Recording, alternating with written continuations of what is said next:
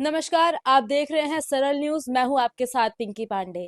19 दिसंबर ये वो तारीख है जो इतिहास के पन्नों में एक काले अक्षरों में दर्ज की गई, जब बांग्लादेश के अंदर एक युवक को पीट पीट कर मार दिया गया, इस बात पे कि उसने पैगंबर मोहम्मद का अपमान किया है।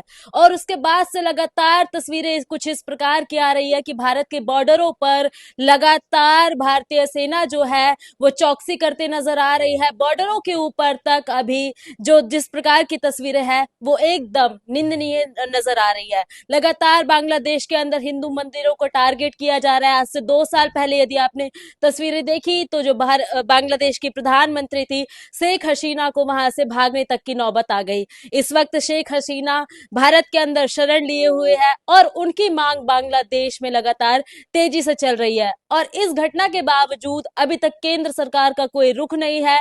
माइनॉरिटीज पे लगातार अत्याचार हो रहे हैं। इसके ऊपर हमारे साथ खास बातचीत करने के लिए भारतीय जनता पार्टी के नेताजी आर डी मलिक जी है, जिनसे हम बात करेंगे। सर, लगभग 24 घंटे से लंबा समय जो है वो गुजर चुका है। लगातार बांग्लादेश में 2 साल की तस्वीरें कुछ इस प्रकार की है कि हिंदुओं के ऊपर लगातार अत्याचार हो रहे हैं, मंदिरों को तोड़ा जा रहा है और महिलाओं को जबरन हिजाब पहनने के लिए मजबूर किया जा रहा है। यदि परसों की घटना की बात करें तो एक युवक की पीट पीट कर हत्या की गई। आरोप यह था कि इसने पैगंबर मोहम्मद का अपमान किया है। ऐसे में सरकार अभी तक अपना कोई कड़ा रवैया क्यों नहीं दिखाती नजर आ रही माइनॉरिटीज के लिए? देखिए, ये कोई नई बात नहीं है। जो परसों की घटना हुई है, सदियों से हिंदुओं के ऊपर, सनातनियों के ऊपर अत्याचार होते रहे। मुगलों के टाइम भी मंदिर तोड़े जाते रहे, लेकिन अब समय बदल चुका है। पहले पूरा हिंदुस्तान था, आज युवा भारत है। आज का युवा भारत का जाग चुका है, हिंदू जाग चुका है, सनातनी जाग चुके हैं। इसीलिए सब हिंदुओं से, सब सनातनियों से मोदी जी, जोगी जी, हम सब कह रहे हैं कि आप सब इकट्ठे होइए, एकत्रित होइए, कटोगे तो बटोगे। तो अब ऐसा नहीं है कोई खामोश बैठे हुए हैं, निगाहें उधर ही है हमारी। अब सवाल ये है कि इसके अंदर भी, बांग्लादेश के अंदर 12 फरवरी को चुनाव होने हैं। बांग्लादेश के जो शासक है वो अपना इतिहास भूल चुके हैं। हिंदुस्तान के रहमो करम पर पलने वाला बांग्लादेश, हिंदुस्तान द्वारा बनाया गया देश, आज उसी पाकिस्तान की गोद में जाके बैठा है।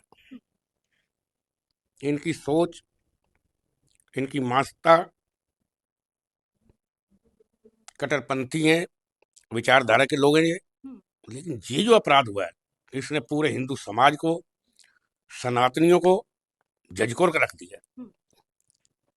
लेकिन एक तरफ सरकार कहती है एक है तो सेफ है, ये नया भारत है, तो नए भारत में क्यों नहीं वो तस्वीरें देखने को मिल रही जो आयरन लेडी कहा जाता था इंदिरा गांधी को? 1971 में भारतीय सेना को भेज कर पाकिस्तान के अंदर विभाजन करा दिया गया। तो आज हमारी केंद्र सरकार कहाँ इतनी विवश हो रही है जो उन माइनॉरिटीज को नहीं बचा पा रही, उन हिंदुओं को नहीं बचा पा रही, जो जिनको टैग मिला हुआ है हिंदुओं की सरकार का? देखिए, मैं एक सनातनी और हिंदू होने के नाते आपको बता रहा हूँ, हमारा एक नारा था पहले, मांग भी है, सपना भी है, अखंड भारत का। और मेरे को इस घटना को देख के लगता है कि अखंड भारत की शुरुआत ही यहीं से होगी। जिसको भारत ने बनाया है उसे भारत मिटा भी सकता है, भारत अपने अंदर ले भी सकता है। तो मेरा, हमारा जो सपना था, उसकी शुरुआत प्रभु ने चाहा तो बांग्लादेश से ही होगी। लेकिन कब होगी? देखिए, अभी पीछे मोहन भागवत जी ने बयान दिया था कि संसार शक्ति को पहचानता है, शक्ति की कदर करता है संसार, विश्व है, सत्य की नहीं। अब हमारे दुर्भाग्य ये है कि विपक्ष के नेता ऐसे हैं, उन्होंने तुरंत,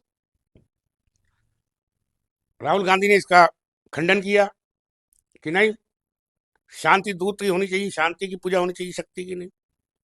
वही इनके परदादा ने किया, जवाहरलाल नेहरू जी ने, शांति दूत बने रहे वो, जबरदस्ती के प्रधानमंत्री बन गए।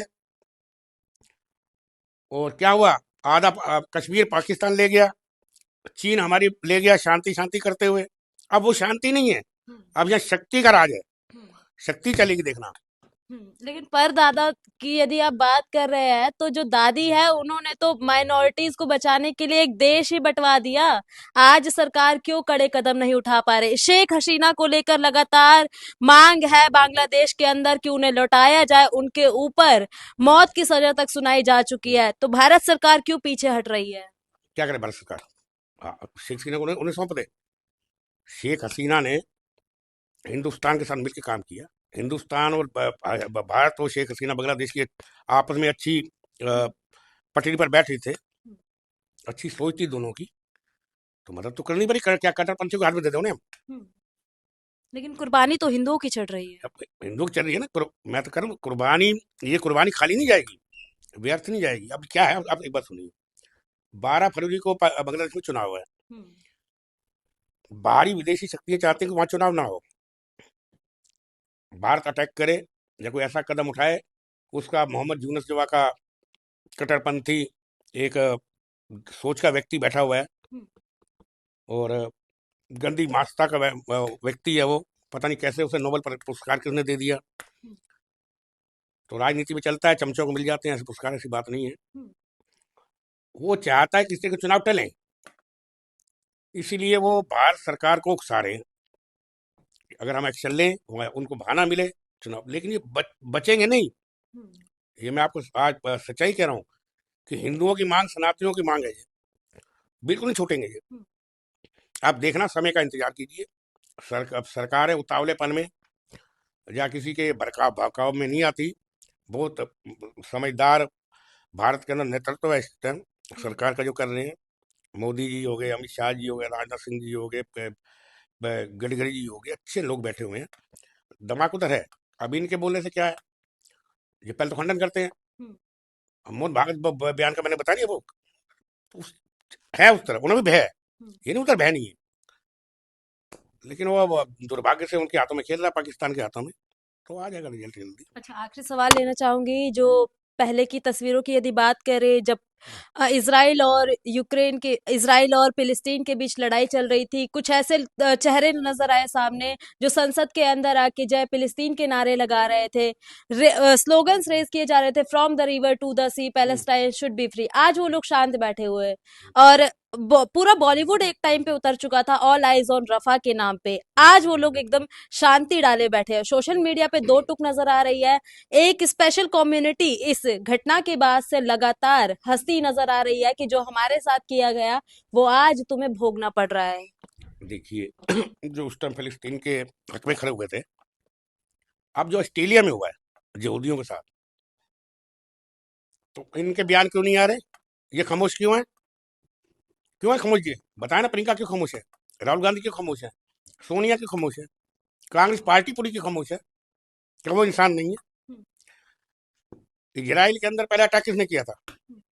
इनके फिलिस्तीन को उग्रवादियों ने किया था ना। लेकिन हम उसमें नहीं जाना चाहते। हम कहते हैं कि अगर आपने देखना तो एक आंख से देखो। आप इधर कुछ बोलते हो, उधर कुछ बोलते हो। बहन कुछ बयान दे रही है, भाई कुछ बोल रहा है। बहन ललकार रही है सरकार को कि आप कार्रवाई करो, भाई मोहन भागवत जी के बयान को खंडन कर रहा है। नहीं, अब शक्ति नहीं होनी चाहिए। तो ये इन लोगों के वजह से ही सारा ये जितना सिस्टम बिगड़ता है देशों का। मैं पहले भी कह चुका हूँ कि ये भारतीय जनता पार्टी के लिए बहुत, राजनीति की दृष्टि से बहुत फायदे की बात है कि राहुल गांधी जैसे व्यक्ति विपक्ष के नेता हैं। उनके होते भारतीय जनता पार्टी और मजबूत होती है। उनका जो जो बयान आता है, उस बयान के पीछे एक इतिहास निकलता है, तो बड़ा उससे तो हमें फायदा ही है। लेकिन जो ये घटना हुई है, वो काफी, देखो एक व्यक्ति को जिंदा जलाना, वो मतलब इंसान ही नहीं है जिन्होंने ये काम किया, वो किसी मजहब के ही नहीं है ऐसा ऐसा काम करना। और देखिए, 19 तारीख की घटना है जब नारा ए तकदीर अल्लाह अकबर के नारे लगाकर एक व्यक्ति को बांग्लादेश के अंदर जला दिया गया, और वो तस्वीरें सोशल मीडिया पर भी उसी पार्टी की तरफ से डाली गई। और लगातार जो भारतीय हिंदू है वो उनके अंदर रोष है, तो बांग्लादेश के हिंदुओं के अंदर आज एक डर के साए में वो अपनी जिंदगी काट रहे हैं। 1971 में इस तरह की तस्वीरें सामने आई जब देश की आयरन लेडी इंदिरा गांधी ने पाकिस्तान के अंदर घुस के पाकिस्तान का विभाजन कराया, बांग्लादेश बना। बांग्लादेश हिंदुओं के लिए बनाया गया, लेकिन आज वहां पर कट्टरपंथियों का साया है और उस साये के बीच में हिंदू अपनी जिंदगी बुरी तरह जीते हुए नजर आ रहे हैं। अब ऐसे में केंद्र सरकार किस तरह से विवशता अपनी दिखा रही है कि पिछले 2 साल से हिंदुओं के ऊपर अत्याचार हो रहे हैं और केंद्र सरकार इस पर मुखर नहीं हो रही। माइनॉरिटीज पे लगातार अत्याचार अत्याचार हो रहे हैं और केंद्र सरकार अभी भी चुप है। अब बात करें यदि अंतर्राष्ट्रीय मानव अधिकार आयोग की, तो गाजा पट्टी के नाम पे अंतर्राष्ट्रीय मानव अधिकार आयोग भी मुखर होकर आया था, लेकिन इस घटना के बाद से 2 दिन का समय बीत चुका है, अभी तक इस घटना के ऊपर अपनी मुंह खोलते नहीं नजर आ रहा। अब आगे की खबर देखने के लिए बने रहिए हमारे साथ। आप देख रहे हैं सरल न्यूज, मैं हूं आपके साथ पिंकी पांडे।